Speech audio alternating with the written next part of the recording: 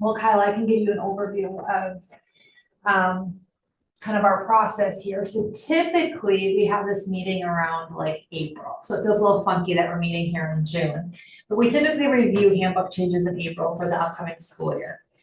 So now that we're in June, we're of course still reviewing. Some of the handbook changes we have to do just because of compliance. Some handbook changes we do at administration request. Some handbook changes we look at because of employee request.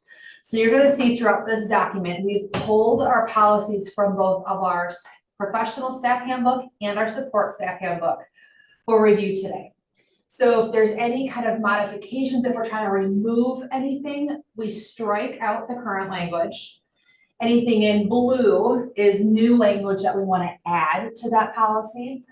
And then we kind of walk through justification through each of the recommended changes. Any initial questions? Well, as I was reading through this, I was wondering if some of the language is coming from the Neola. Not yet. On anything that we have today, Okay. Not yet. That's coming. Okay. That is coming for this group.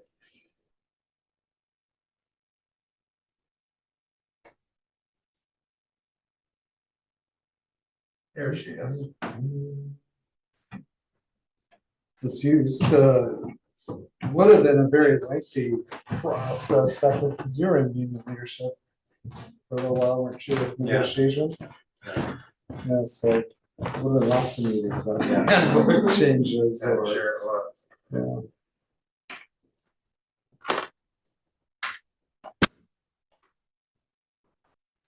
Bridget, can you hear us? Yes, I can. I'm so sorry. I was having trouble. No apologies needed.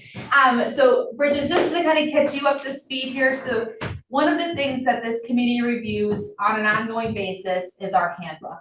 And so typically we have this meeting in April, so it feels a little funny that we're doing it here in June.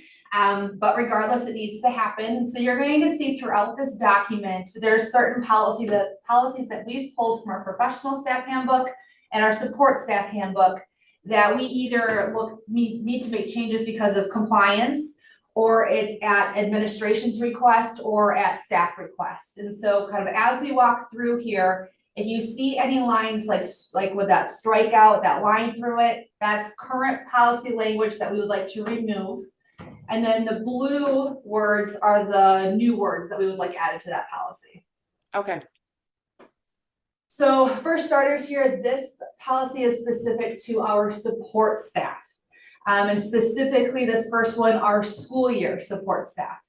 So what's happening right now is, let's take our year-round administrative assistants as an example. Our year-round, I have this wrong, I'm sorry. Sorry, I'm using a poor example because it's not apples to apples. School year employees, so take our school year administrative assistants, for example, they are not scheduled over school breaks. So think Christmas break, fall break, they are eligible for holiday pay. But what our support staff like to do is, they're really passionate employees and they want to be here every day our students are here. So they try to use their PTO on non-work days. So while we have them budgeted for 200 days, let's just say, when they end up using their PTO on non-scheduled work days, they're really then being paid for 2 days. All right, so that's a really easy example in this situation with our school year staff. It's only 2 days. But I apologize, I need to add in here to clarify for our year-round staff as well. Our year-round staff, the impact on the budget is a bit more. Because if you take our year-round administrative assistants, we budget them for 247 days. That includes their work days, that includes holidays, and then they get a bigger PTO bucket because they work year-round. So what that looks like is the budgeted numbers would be of their 247 work days, 222 days are actual work days, plus their 10 holidays, and then this example, plus 15 days. 15 vacation days gets them to 247 days that's budgeted, right? But what happens is this group is also not scheduled for school breaks. And so what they like to do is they like to take their work days, they like to use their PTO on non-scheduled days and still get their holidays. Which really then means that we're budgeting for 247 days, but we're paying them as if they're working 261 days.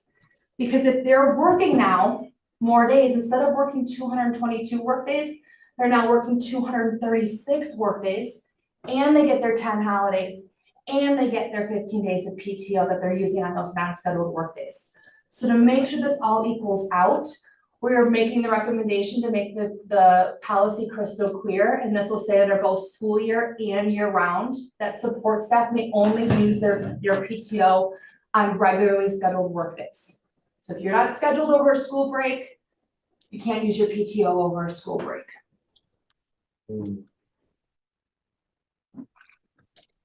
My, it was years ago, but I know when I first arrived in the school district, we did what was called a salarized pay schedule for the hourly employees. And even though they weren't on salary, they estimated what their hourly rate was or the amount. And so when it came to those holidays, the employees still received a paycheck, and it was balanced out. I think when we shifted to that, that's probably when we started seeing more of this utilization of the PTO days over the holidays, because absent of that, I just want to be clear for the personnel committee.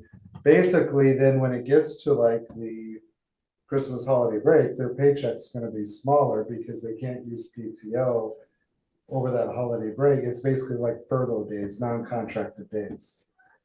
So they're just not going to get paid in that time frame if we don't allow the PTO to be utilized during that day. Everything Taylor said correct. It does, from the budgetary planning purpose, they're using PTO on days that aren't part of their scheduled work days. Absent of that, though, then they are just going to have small paychecks in those pay periods.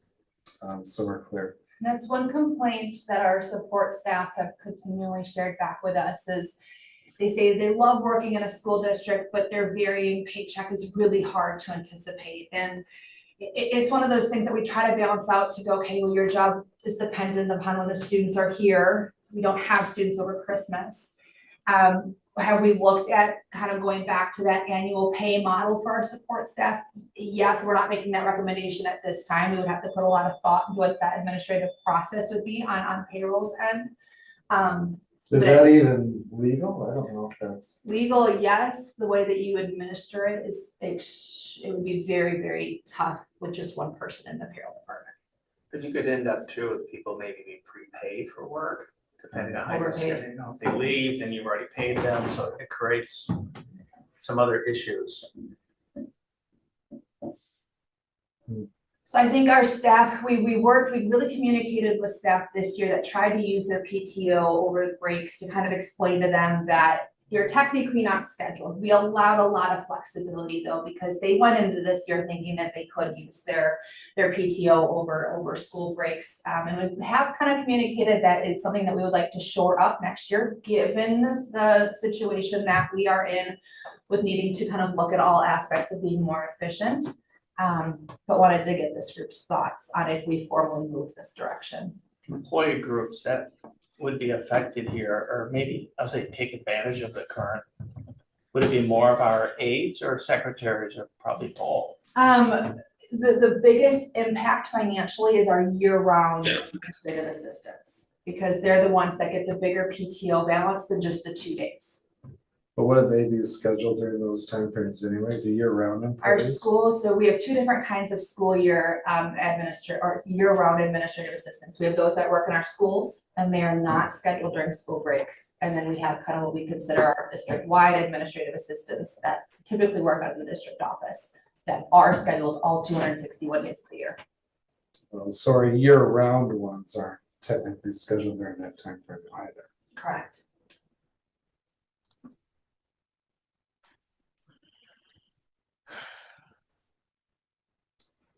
What's the total dollar amount that we're talking? Because I guess my concern is it worth the potential angst on So, because really what it's doing, it's taking away income from that employee group by So, forcing them to do the PTO during, because we typically don't. Those positions we typically don't have subs for.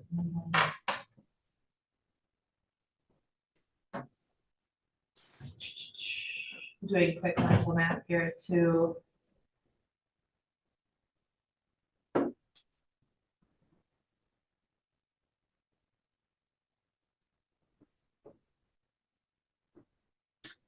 For some background, and this is probably even before Taylor was here, the secretaries, this was one of the complaints that they had brought forward when us as a group meet. And I think a number of years ago, it was switched to they can use the PTO during their breaks, the school Okay. year breaks.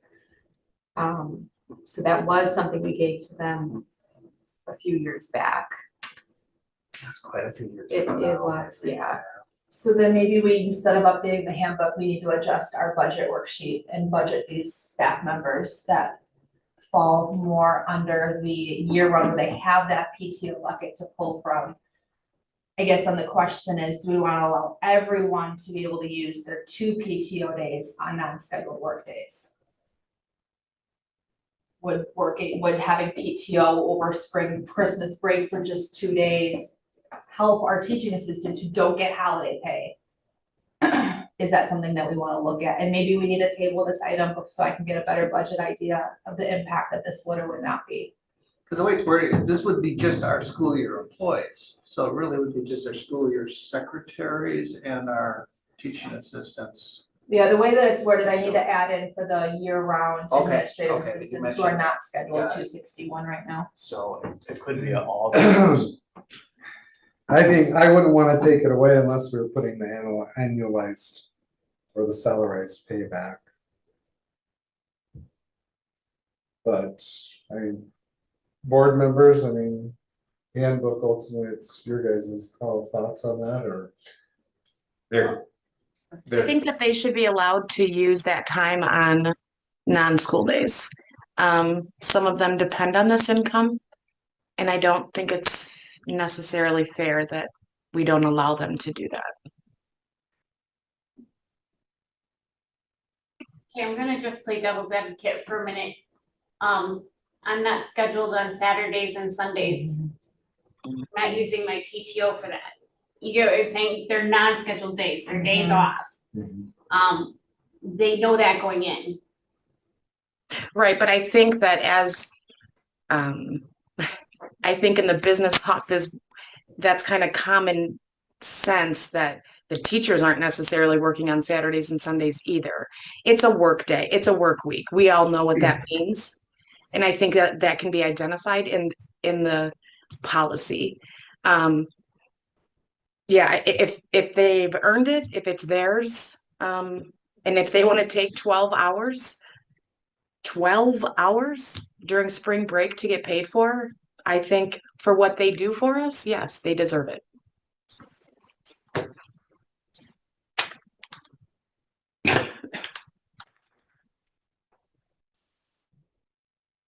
All right, I have made a note to adjust the budget and then I will just run that past Bill to be sure that we are in a okay place making that adjustment. I think you might see an uprising if you go to this.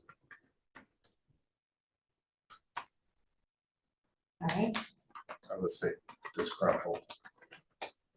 I don't know who that, yeah, uprising, right, Yeah, but yeah.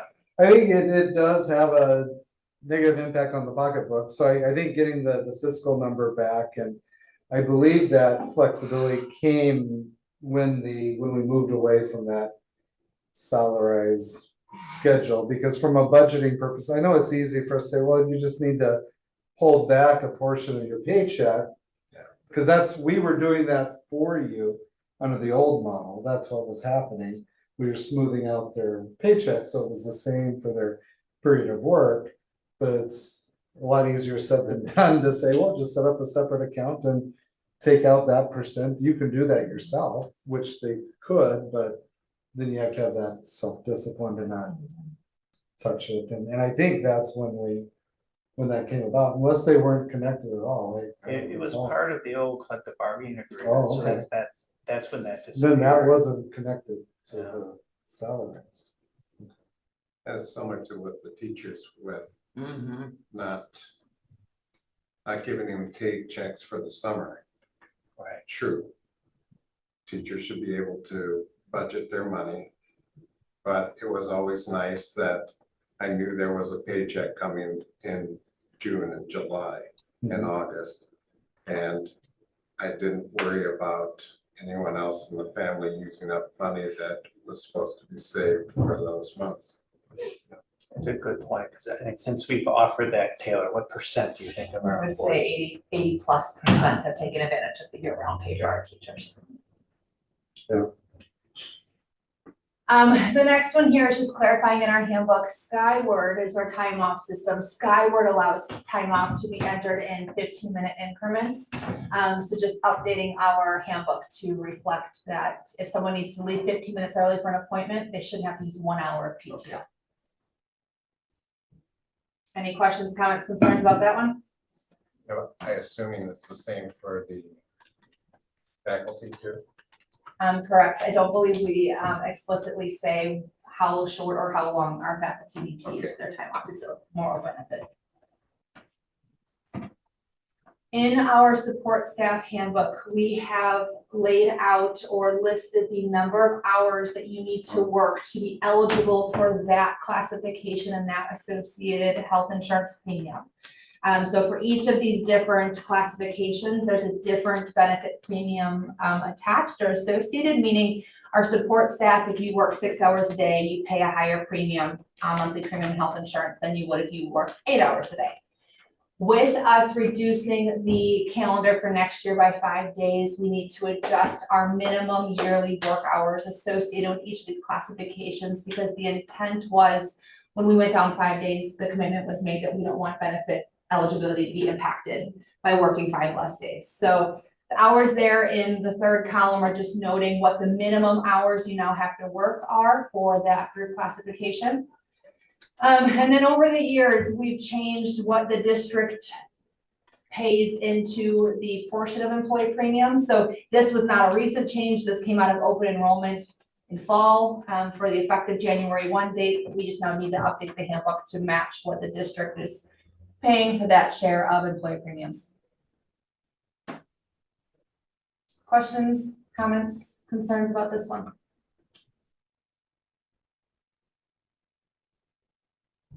Special notes are just examples, just matching the table above. And then the table up here referenced standard health plan. That kind of goes back to when we had 2 different plans. We're just eliminating the confusion of what's a standard plan altogether and referring to our health plan as the health plan now. Since we only have one Since plan. we only have one plan.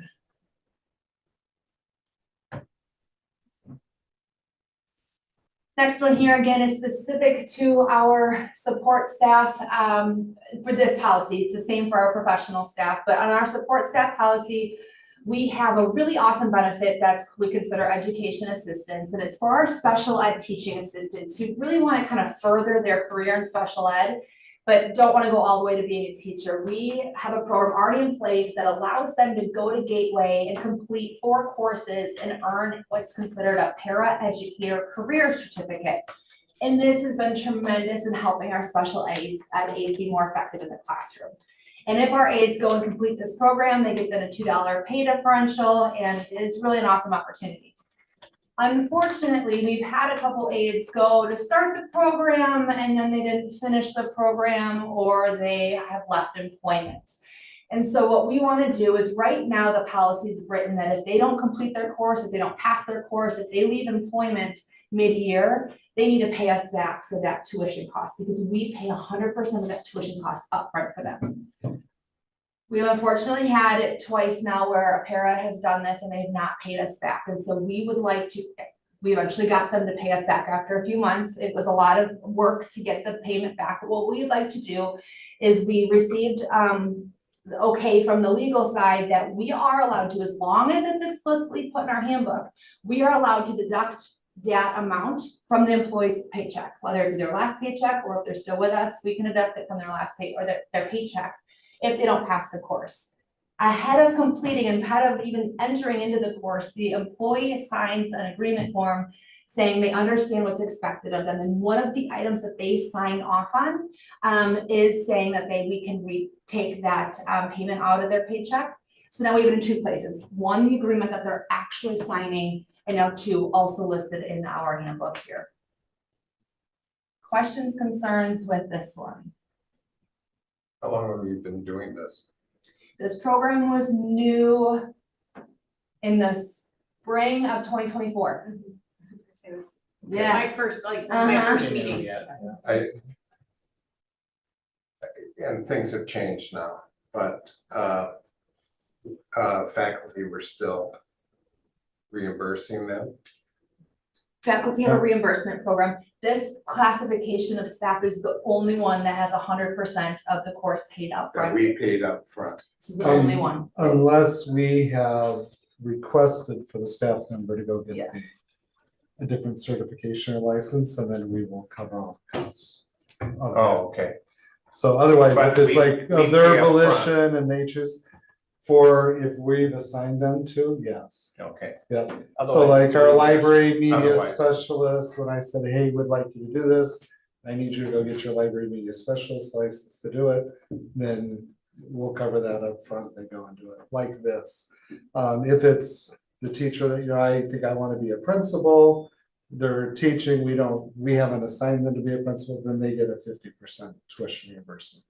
Just like when you were a teacher. Okay. Would have been the same, yeah. I just hadn't known the district had paid ahead of time and teachers or staff did not ask for a reimbursement because it was already paid for. The reason we went this route is our support staff were really interested in doing this, but they didn't have the They don't have funds the to be able means. to pay for Yes, the and course. I up front. understand that. So we didn't want the financial aspect to stand in the way. So we've entered into this, and I will say out of the 60 spec ed pairs we have, 70% went and completed this course. I want to say it was a really Holy cow. impressive number that went and completed. And I will tell you, those that completed it, night and day difference in their performance, which is really, really encouraging to see too. Well, I mean, the $2 an hour, that's. It's a lot for them. Mhm. That's $300+ a month. Mhm. Yeah, You're- absolutely. yeah. Absolutely. And it's helped us retain spec ed pairs too, because those that get the pay differential, where we're paying still competitively with other school districts, but they're not able to go find other spec ed jobs that pay more anymore. We're paying competitive now with other districts. So part two here is just then clarifying that if anyone leaves employment, after completing the education program above, if anyone leaves employment within a 1-year period, we do require them to pay us back. We don't want them to use us and go get their gateway certification and then go jump. So we track this very closely too. So this also allows us to deduct that payment after the last paycheck if necessary.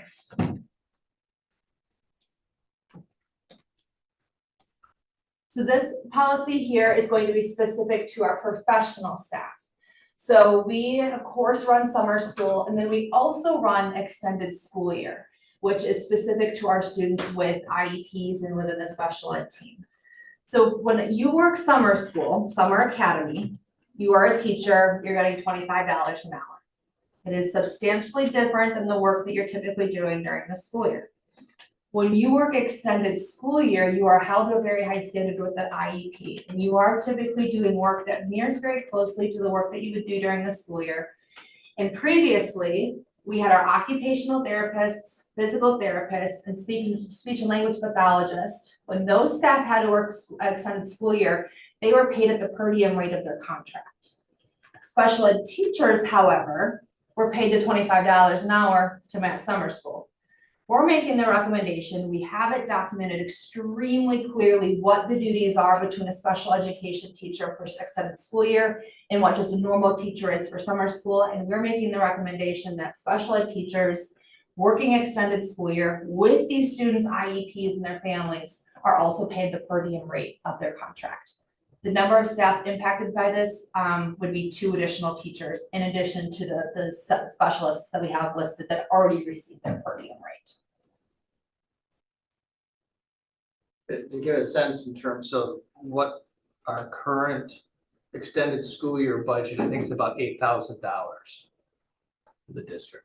So it's only those students that qualify under Yes. those IEP requirements. Very So not specific. just any student with an IEP is extended school year. No, it's very, very specific. How many special ed teachers do we have normally for summer? For summer, just the special ed teachers who work, extended school year. We have regular classroom teachers and then we have spec ed paras. I think is it like 2 or 3 that do the extended school year? Yeah, two That that do handles- extended school year, but then in Okay, terms of right. summer academy, we don't have any special ed teachers who do summer academy. They might teach a classroom, they're not teaching as a special education teacher for summer. But I think the delineation is we're legally required to provide the extended school year if they qualify for it. Summer school, we're not legally obligated to provide. I mean, we're paying the specialist, occupational therapist, physical therapist. I mean, essentially, your special education teacher is your specialist in that area, Yes, so that absolutely. makes sense.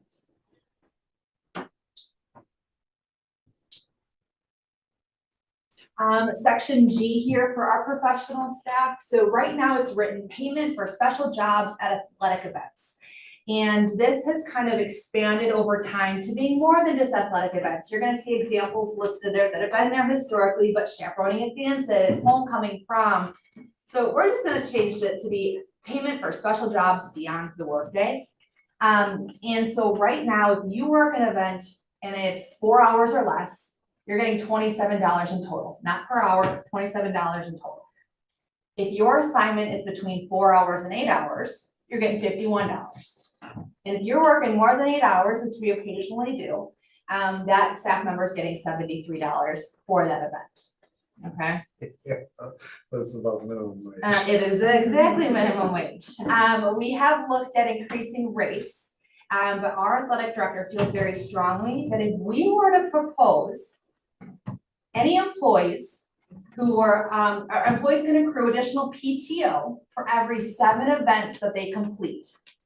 So if I work 7 events, I get an additional PTO day. So right now I'm a teacher, I get 2 automatically PTO days. I work 7 events, I then get 3 PTO days. If I work 14 events, I get then 2 additional PTO days. We're gonna kind of cap it right there, that's the proposal. So in total, I could get an additional 4 PTO days to use throughout the year, in addition to the pay that you see above. We had a conversation, this morning, we've talked about it with our athletic director. If we increase pay, would that be more effective than going the PTO route? Our staff love PTO. They want that time off. So we think it'll be more effective if we go the route of adding the PTO. That's not to say that we're never gonna come back in the future and ask for additional rates for these assignments. I can't promise that. I'm not planning on it or anything right now. But we're proposing this PTO. That would be both for professional staff, admin, support staff, anyone who does it would be eligible for it. But we think it's a great way to maybe incentivize our staff a little bit more to get involved. I think, and when we say they love the PTO, having a wife that's a teacher and seeing the challenge of a teacher, especially when the rest of your family aren't in education.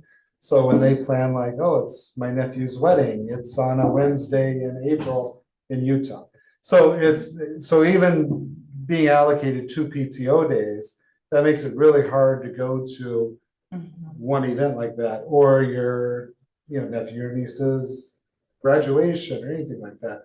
So I could see this being effective because now, okay, I could get a couple of extra days, which to them, especially the side, that's flexibility, where, Yes. okay, I can go to that special event now. Whereas before, like, hasn't gone to a single nephew or niece's wedding that's been out west and or graduation, because it's just, you can't get to it. And Are you allowed to use 2 PTO days in a row? Yeah. With admin approval, yes. Okay, they could use 4 With if admin they approval. earn 2 additional ones. yeah. Where's this coming from? We have neighboring districts who have moved to this model. I'm just wondering, is this coming from the athletic department is coming. We have along with- neighboring districts and it's trickled out that, hey, we get this at our district, and everyone kind of came to our athletic director, and he goes, I think it'd be super effective. I do And, too. yeah. I'm assuming when I retired, there was a plot Yeah, professional learning, where Yes. to get more people to work events. And I could really see this being effective in getting them to work more events. And there's nothing that you can do for compensation or PTO if anyone is chaperoning a dance. Unless dances have gotten better since. Maybe they've gotten a lot better. I think they have the wearing the bracelet and Yeah. you get it snipped once, that's your one warning, and then you're out. I don't know, when you That have, was a when brilliant you have idea. people hovering around the group with scissors in their hands.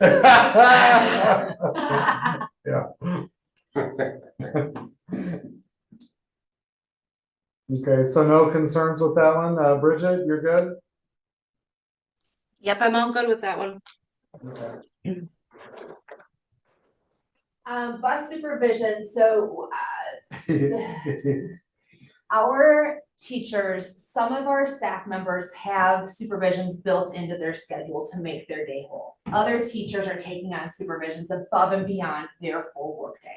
So when they're taking on supervision above and beyond their full workday, the time is about 15 minutes max that these staff members are out working bus duty. And so with that, elementary and middle schools are all paid right now at $4 an hour. We need to pull out the high school and have the high school be specific to $11 an hour due to the time that they spend. It's a larger duty, they're spending more time out there, which then justifies the pay differential between $11 and $4. And payment made monthly, we just need to, we have that in there with all of our other supplemental pays, we just need to be explicitly clear with this one. too. So that's still leaving the elementary and the middle school at $4, and then the high school to 11. Correct. That's not what it reads. As to at the elementary schools, middle school and 11 Will be $11 and high school would Just be and, 4, is what I'm reading. right, I see, so at the elementary schools and middle schools, period. Oops.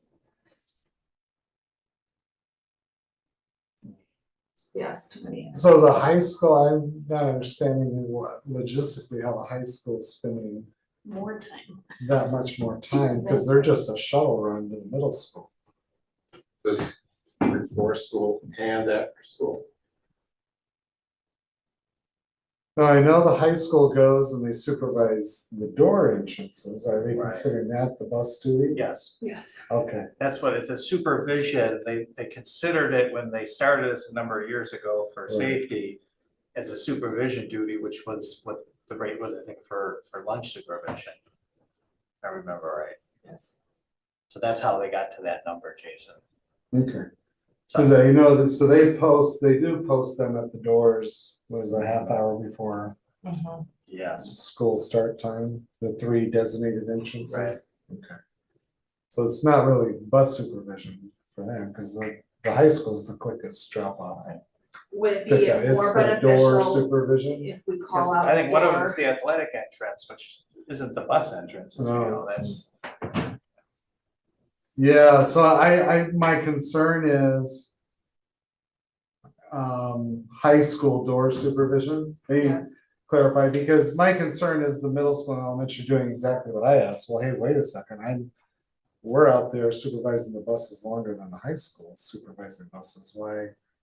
But it's not, it's for a different duty. We should clarify, I like the changes. Yeah, because I feel like the middle school, like Mr. Storley sometimes is risking his life being out there. Because some of those people that drive through there are not paying attention. Nobody looks.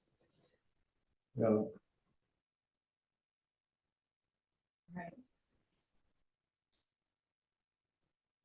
So we added in bus to clarify $4 for bus supervision at the elementary, middle school, and then we added in $11 per duty at the high school for door supervision.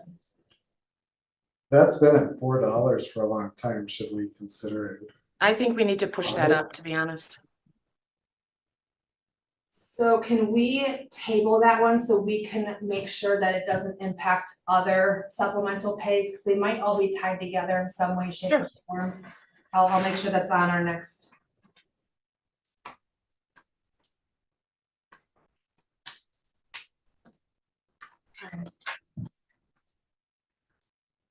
So the next ones, you're gonna see that these are all blue, which means these are all completely brand new to our handbook. And we have a lot of untapped potential at our Options Virtual Charter School. And what we would like to do, and Jason, you can definitely kind of complete my sentences here too, but we would like to formalize 3 official roles that are considered supplemental duties. So for example, if we have a class, I guess, Jason, can you talk a little bit about kind of the Yes. vision? I don't want to misspeak. So when we have a student who signs up and takes a virtual school class, let's say they're over at the high school, the schedule is the courses that they need don't work within their schedule. So one of the options that they can do is sign up to take a virtual class. When they do that, we assign a local education guide. That individual, oftentimes it's one of the school counselors that's worked as that guide, but if they're doing an AP physics, that guide might be, the physics teacher or somebody, but that individual gets a $75 per student stipend, and their job is to check on, be that resource for that student, make sure that they're getting the assignments done, that they're staying on track, and that if the student has questions or needs related to homework, that they can go to that and that local education guide for that assistance. So that's why it's a $75 per student stipend per class that they take, and it's kind of that resource that we're adding there to make sure that they're successful. And I should add, this local education guide is in blue because we don't have anything referenced in our handbook right now. However, we have local education guides already in place, and we have for years. Yeah, we've been doing that since we started the virtual school.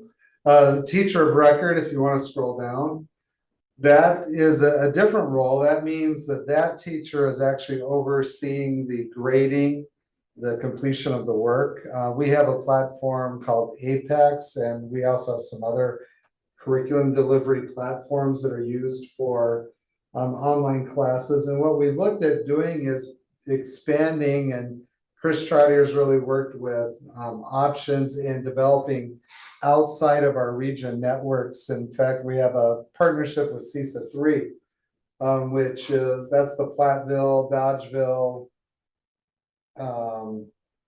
Prairie du Chien, that area. A lot of small schools that have a really difficult time getting courses delivered at those higher levels. And so they've put together a structure where our teachers, I'll use the AP Physics as an example because that's a common one, where our teachers that are already delivering that course can also develop the course in Canvas and set it up as an online virtual course and run it concurrently with their other courses. And then students from these other institutions will pay us $300 per course to take it per half credit or per trimester. So they will pay us through options to take that course, and then we would pay the teacher $175 per student up to 15 students to deliver that course to those additional online students. So that's really where the formalizing of this is coming from, is for us to facilitate that delivery of courses. So we feel there's a win-win because it's going to broaden the footprint of options in the service area. They'll bring in some additional positive revenue for the district and likewise for the staff, because that enables them an opportunity to piggyback on what they're already doing, but just take a little bit more of a step and create that online course and then receive additional compensation for those students that they're teaching. So Jason, I'm sorry. correct me if I'm wrong, but we're gonna lose money on that then ultimately. No, we're. If we're only gonna agreeing charge 300, but we're paying them 175. per student or up to 15 students. No, they're getting, so we're charging $300 per student tuition, and the teacher, of the $300, the teacher's getting 175 of it. Up to 15 students. But So, then we're also paying them an additional 500. just to run the course, they would get $500. So if they have 10 students, but the math works out that it all comes in that we're still making a net in all the scenarios there.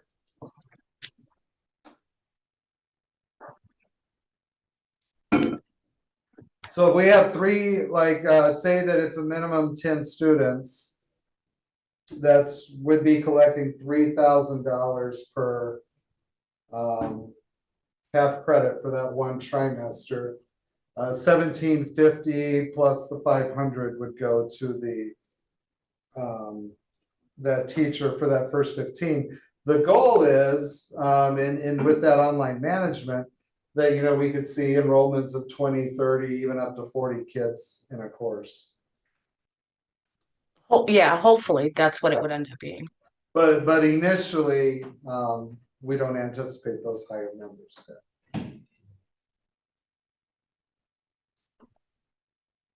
And then this last one is just in hopes that we do have crazy high enrollments. That'd be incredible.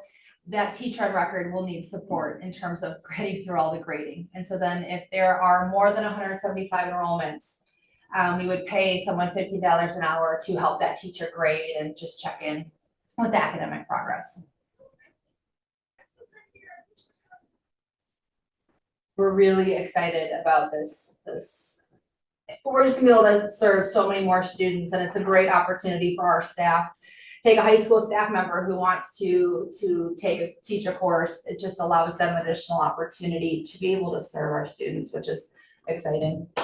Yeah, and the reality is when we're looking at like that higher enrollment number, there's nothing that necessarily with the online courses that necessarily limits us to only providing that in the state of Wisconsin. So we could have other institutions or groups pay us tuition from outside of the state of Wisconsin for that offering once the framework's built. And the price point right now is very competitive. That's why we priced it there. Like Wisconsin Virtual School is, $350 to $500 a course. So it's kind of undercutting the competition, which puts our margins not as profitable yet, but we feel once we develop a pool, we can do a slight increase, still keep us very competitive, but form those partnerships. And I think the other avenue is when a kid has a successful or a positive experience, they can always choose to do single course open enrollment with us, which in that case, you're getting the prorated open enrollment dollars, then you're getting closer to about $1,200 per course. So the most lucrative is if they do a single course open enrollment. And I would say a lot of the schools are kind of nervous about, they know that, that's why they get a little nervous about it. And so setting up a model that allows them to brand it and deliver it to the students, I think that'll stimulate more interest in that way. But I think eventually it'll lead to higher enrollments in our virtual program as well. How many courses are we looking to push out with this? I'd have to check with Chris what his initial interest level was from the high school. They had quite a bit of interest. We ran into a little bit of a hurdle with Gateway because our teachers that were teaching transcripted courses with Gateway Technical College, that was part of the plan, and there was a lot of interest from CESA 3 to take those transcripted courses because then they're getting Gateway credit.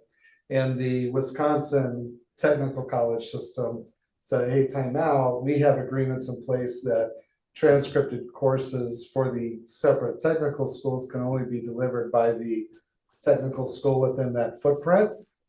So I'm in the process of, before I go back to the Wisconsin technical school system and talk to the president there and say, look, you either partner with us and allow us to utilize the technical school system, or you figure out how to allow our teachers to, the students in those areas to get it from what's over in Plaza. It's not Blackhawk, it's Southwest Tech. Southwest Tech. Let them get the transcripted credit from Southwest Tech, or Gateway's current president is going to Southwest Minnesota State Technical College, and I'm sure they would love to transcribe college courses to us.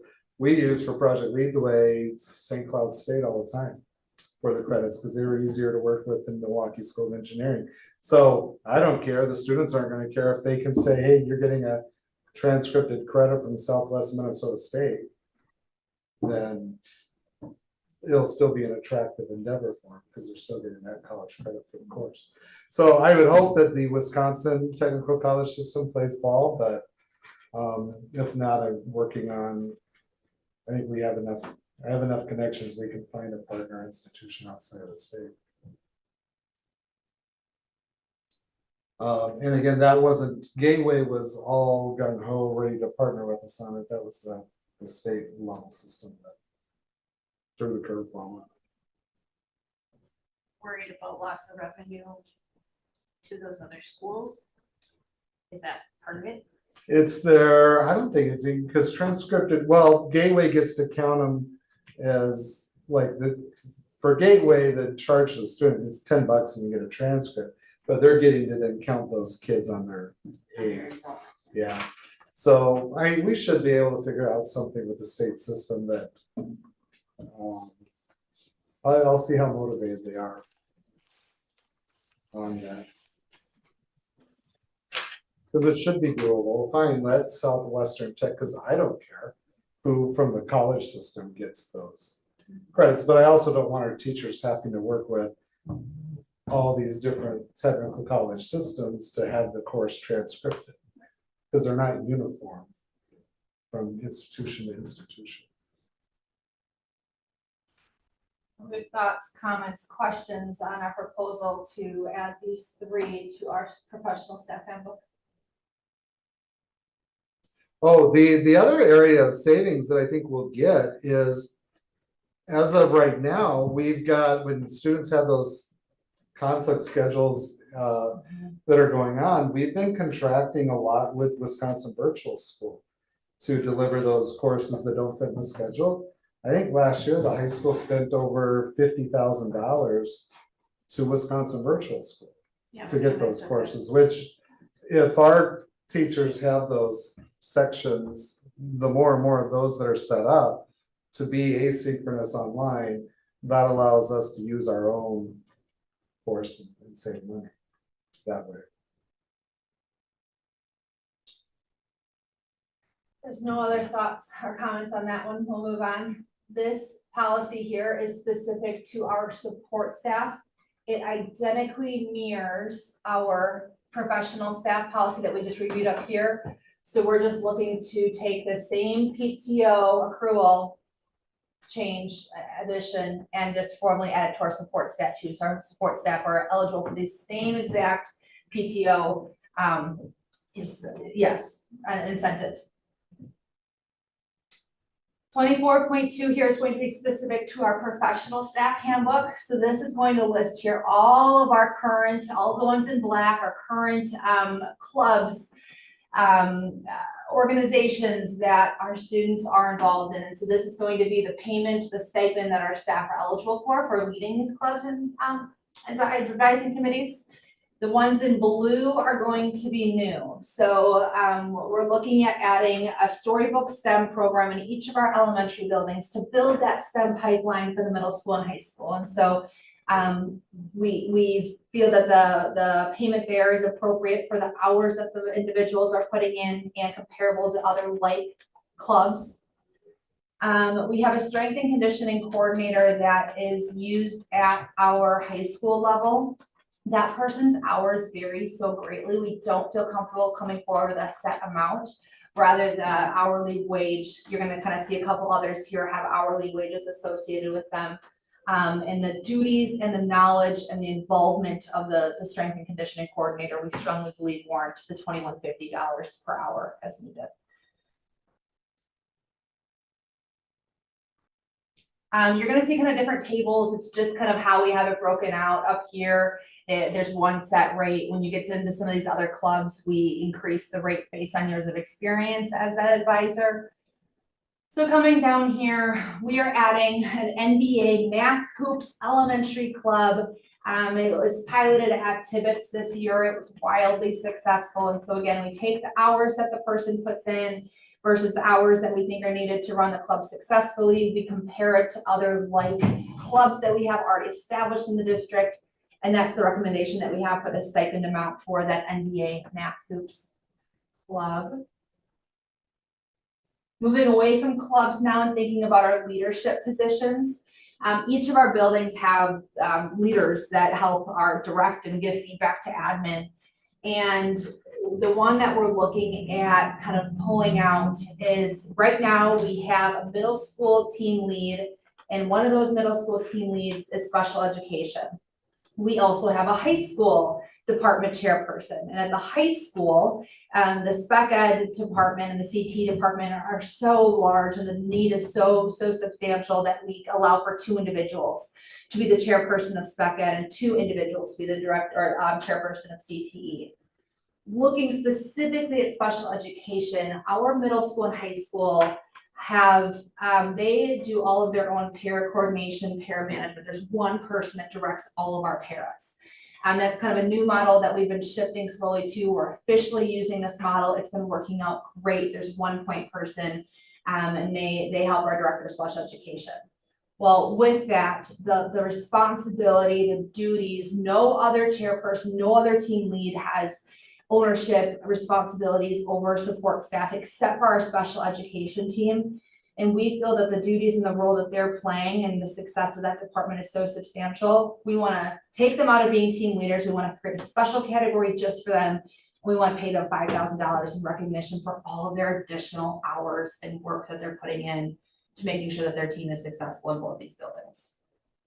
So not only as the high school, middle school overseeing our paras, they are also the team lead, the chairperson for the special ed department in general. So they're doing exactly what their colleagues are doing, plus the para management.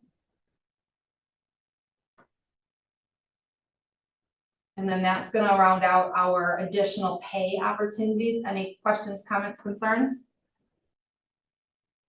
Not necessarily to this, but Yeah. you compensate these people at the end of the year, correct?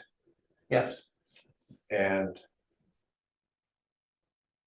is that submitted by the principals or submitted by the teacher or the person that's responsible? Our athletic director submits a list at the end of the year to say, here's everyone who fulfilled their duty and here's everyone who deserves. And I would, For athletics. and For, for and clubs. our clubs.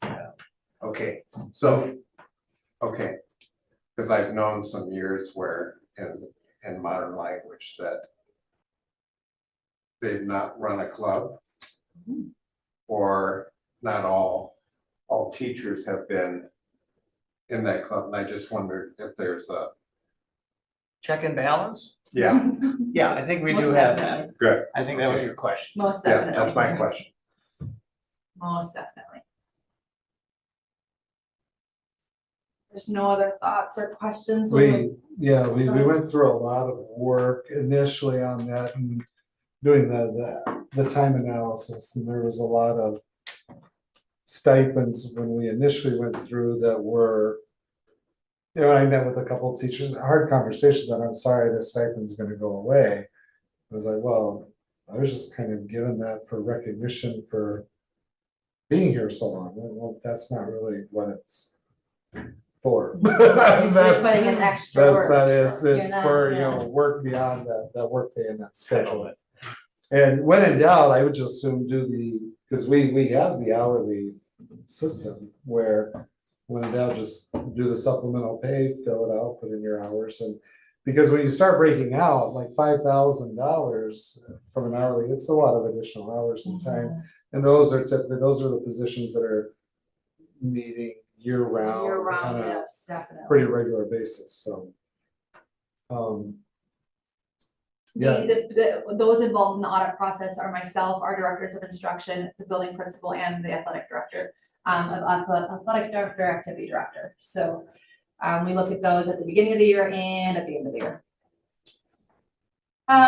24.3 here is the substitute teacher rate of pay.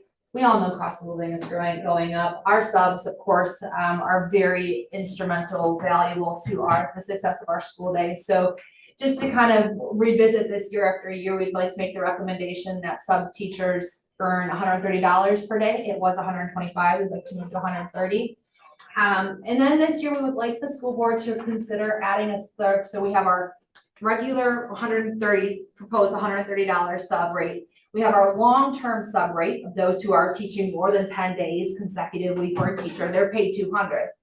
We would like the school board to consider a third sub pay classification for our retired teachers who want to come back and sub. We'd like them to be considered for $160 per day. These people can hit the ground running. It's wonders to have these people back in our classroom. So we would like them to be recognized with a bit additional pay just to be on a regular substitute teacher. Thoughts? Still not gonna do it. You'd be surprised. We have a couple. Still not We gonna have do a couple. I think what would, if we put it over the top, is if we put in free lunch. I knew you were gonna say. Waterford swears by it. Oh, really? Yeah, They do that. yeah. I have heard from a couple of subs, oh, I go to Waterford all the time because it's free lunch. I'm like, that's like $5 benefit. It doesn't matter. They like not having to worry about it. I haven't done school food in a long time, but it really wasn't that great when I was there, so I don't know that I want it. It's much better now. It is. It is. It is. And choices, yes. The $130, is that competitive?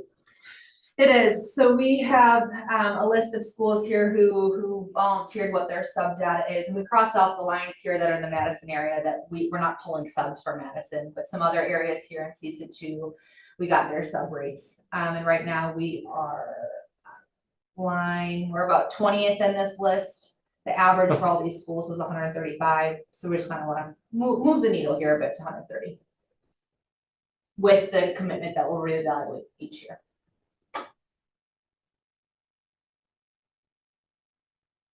And granted, some of those like Bigfoot, Waterford, Sharon, I mean, they may be in the same process of adjusting for next year. Maybe you're doing too. What I was always told by subs is that Elkhorn was a little lower than surrounding schools, but the atmosphere is far I was better. gonna And say, they'd rather I've heard that they'd the rather- classroom management Yeah, is they'd easier rather- here. sub here. The last thought, I want to circle back to our conversation about, sorry, go ahead, Jason. No, I was just gonna say, I mean, we'd like to believe it's because our kids are so much better behaved. I think it's probably part of it, but I also think because we have so many different modalities for the kids to go to. So if you're not doing well at the high school, you can go to CCA or you can go to Right. options, you can go to SOFO. So we shouldn't have kids who are really, disgruntled where they're at, because like pick a different program. Option. So I think that helps a lot with that behavior. Like when you walk through our high school, people are often surprised at how calm it feels for a school of that size, comparatively speaking. Yeah. And so I think that structure that we have, it really helps create that environment all around. So we need to have, it dawned on me, we need to have a little bit greater conversation about this PTO, allowing them to use it on regularly scheduled work days. Because right now, we have a policy in place that speaks directly to PTO payout.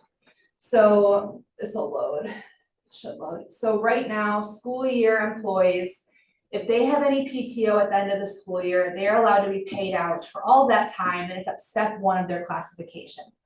So if this group wants to make the recommendation to the school board, I kind of support that recommendation that staff should be able to use their PTO whenever, that would eliminate the PTO payout, that would be an additional cost. And so I just wanted to be sure, and year-round staff are eligible up to 40 hours of PTO. Why would it eliminate the PTO payout? Well, because if I can take my PTO on Christmas break now, I'm not gonna have any PTO payout at the end of the year. It's more advantageous for me to use my PTO over Christmas break, so I Even get full more. pay. Yeah. Yeah, but we're not making them.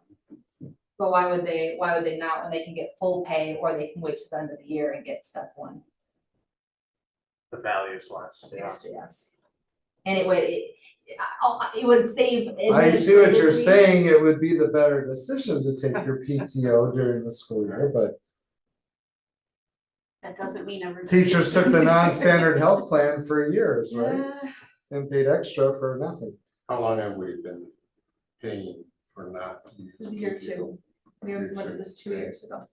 My concern is this would be forcing them to take it then. You need to take it because there's no payout. We would be spending more though, because we're paying at the actual hourly rate versus the step one Right. rate for our. I just don't see a need to take it out. If they use it, great. If they choose to hold on to it and then they have the days at the end of the year, they can still get cashed out. It's a less dollar. It becomes their option, is what you're saying. That's what I'm saying. Yeah. It's just an option. I worry that we might run into, I used my 2 PTO days over Christmas, and now I found out my best friend's doing a last minute wedding, and now I'm gonna be tapping into my sick time. And I just wanna be sure that our staff are being responsible with the time that they're given. Meaning that they're not just using their 2 PTO days over Christmas and then coming back and saying, oh, I want more time off, and they're tapping into their sick time, they're tapping into whatever other time they have. I get that, but I don't know how this payout prevents that. I mean, their time management is their time management. If they take their PTO over Christmas and then, yeah, they're gonna go into their sick time. Whether or not they get this paid out or not, isn't gonna change that. I mean, I've Yeah. had it where I've taken a PTO day and then had something come up and it's like, okay, I don't have the time. I can't take it. Is what it is. The other detail, I guess, from the time management they'll have, if they do the extracurricular stuff and they earn additional Right, PTO, exactly. what are they gonna do with that? How much time of the year are they gonna have to spend it? So I think the next logical question this committee is gonna be faced with is, can I carry over my PTO and bank that? You can scroll, because right now they can't carry anything over, they just get Correct. paid out. So you've been doing the payout for 2 years. About how many teachers are not using their PTOs or staff? We have a large Quite a percent who do not use, if they receive their payout, and then, I have to confess that quite often I didn't use, and at that time it was like 1 PTO. And I didn't use it because it is such a pain to plan for a sub. It's just so much easier just to be in Just class. to be there at work, yeah. I know having a spouse who, would worry about the year, like, I may need this for something, and then Yeah. the year goes by and suddenly it's May, and, yeah, I can't really use it then anyway, so.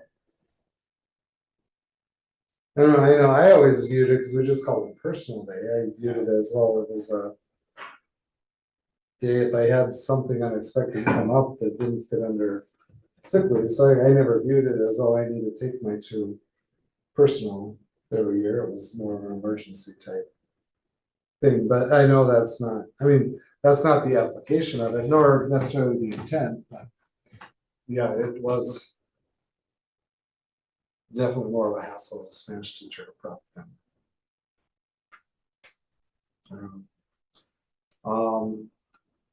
I'm trying to do what's right. So hearing this committee doing what's right is allowing their support staff to be able to use their PTO on Monday through Friday, excluding Saturday, Sunday. And if they get to the end of the year, then they receive a payout still at step 1. And letting them use their PTO that way. Would this group, Cause I think that's a different conversation with the staff member who decides, well, I'm gonna use these 2 days in December. And now I don't have days left for this event or something else that I'm wanting. So I'm gonna abuse my sick leave time and call it a sick leave to go to a wedding. That's a whole different discussion. I wouldn't wanna penalize the staff member who saved that day for the year in case something came up. And nothing did come up, so at least now they're getting recognized for not using that day. A little bit by getting. we're going paid to have a out. lot of requests at the end of the year to say, I should be rewarded for not using my PTO time, and I should be able to get PTO payout at my actual rate, rather than step one.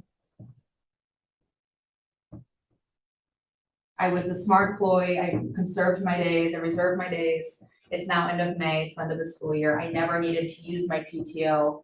I would rather be, I wanna use my now PTO retroly over spring break and be paid out at full rather than step one. That's the request we're going to get. So how about I take this back, I kind of figure out what's the financial impact on moving to this model, and then depending on what that shows, maybe we make a decision for year-round staff versus school year staff, because school year staff, we're looking at 2 days. Year-round staff, we could be looking at the 25 days of PTO, so. Heather, would you have it work in terms of your PTO carryover? If you'd be willing to share, I'm just curious. PTO carryover, I believe I can carry over, 40 hours. Okay, so you got a carryover provision. Yeah. It's like I do this, too. the referendums, I didn't have, usually come June, I have about a week, and so now I have like 2.5 weeks, because we don't have any carryover at the admin level. We can get paid out for 1 week, but Right. there's no carryover. See, we're allowed to carry over 40, and I'm a state employee, so we're allowed to carry over 40. And then if there's more, and then if we have carryover still, then we have the option to either use it or it goes into our extended leave. Which would be like long-term, Like your. disability, if you needed disability pay, yeah.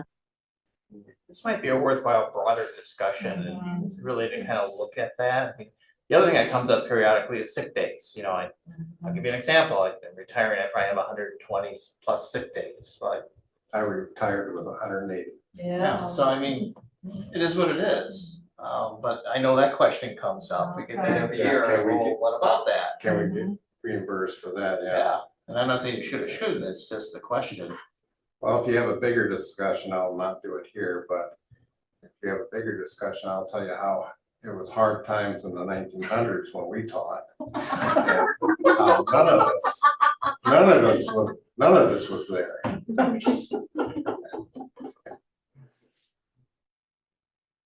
There are some changes from a accounting standpoint on how we have to track this now and report it and stuff. I'm not saying we shouldn't do it, it's just, I think, a broader discussion. And then also So the. what's the next, 10.5 was, no. Okay, because we did put in, what was the payout we put in for the teachers not using the PTO? Sub pay rate. See, so I guess from a justification standpoint, them saying, well, that'd be no different than a teacher saying, well, hey, the sub pay rate sucks compared, I want my base salary pay rate. Well, that's not what we're offering. Use your PTO, if you want the higher PTO rate, that's, what's there. And it's a benefit that you used to not get it at all, so, I Mhm. mean, Plus, they know it ahead of time. yeah. Right. I mean, they make their decisions. Yeah. I think, and because it wasn't there previously, I haven't heard any of the teachers complain that, well, gee, you're just offering me the sub pay rate. I'm gonna use my PTO days, then go, that's fine, that's what they're there for, but we're giving you an incentive, at least some recognition that we can afford for not using it. If you don't want it. Yeah. I mean, it's something, it's better than nothing. Like if we were negotiating collective bargaining, they would love just to get anything. Now, once they have it, they would try to negotiate for the full, for the end. But So we'll table this PTO discussion, we'll circle back to it. So everything else though, any of the final comments, questions, concerns, hesitations before this goes to the full school board? and you're just going with what we kind of agreed upon with the school board and what you're tabling, you won't mention to the school board? Correct. Okay. I'm gonna cross that all out, delete it out. All right. Alright.